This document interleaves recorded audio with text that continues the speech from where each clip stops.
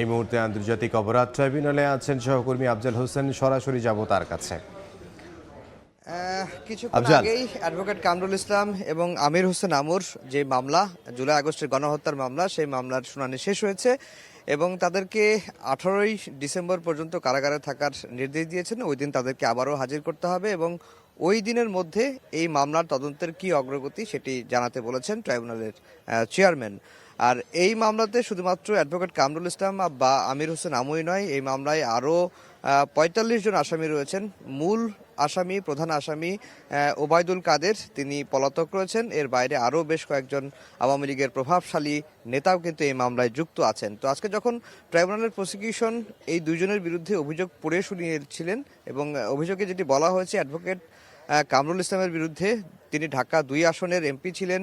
তিনি এমপি থাকা অবস্থায় জুলাই ছাত্র আন্দোলন চলছিল এবং সেই সময়ই শুধুমাত্র ঢাকা ২ আসনের যে এলাকা রয়েছে কামরাঙ্গীরচর, সাভার, এসব এলাকায় তিনি ছাত্রলীগ, যুবলীগ নেতাকর্মীদের নির্দেশ দিয়েছেন যে আন্দোলনকে কিভাবে দমন করা যায় এবং সেই কারণেই ওই এলাকায় বেশ কয়েকজন হতাহতের ঘটনা ঘটেছে। আর আমির হোসেন আমু, তিনি ১৪ দলের মুখপাত্র ছিলেন এবং সেই ১৪ দল ১৭ বা ১৯ জুলাই একটি বৈঠক করে গণভবনে।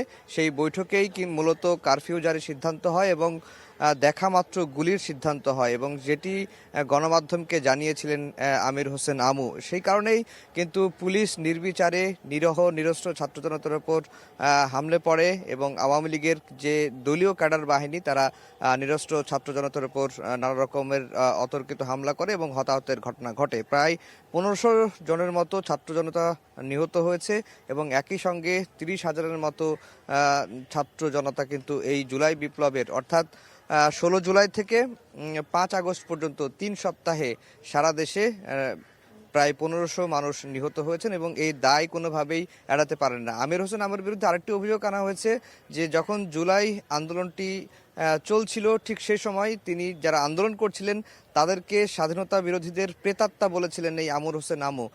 সেই কারণেও তিনি উস্কানি দিয়েছেন, পরিকল্পনা করেছেন, নির্বিচারে গুলি চালাতে উৎসাহিত করেছেন। সেই অভিযোগগুলোই কিন্তু আনা হয়েছে অ্যাডভোকেট কামরুল ইসলাম এবং আমির হোসেন আমুর বিরুদ্ধে। তো এই ছিল আন্তর্জাতিক অপরাধ ট্রাইব্যুনাল থেকে আমার কাছে সবশেষ খবর।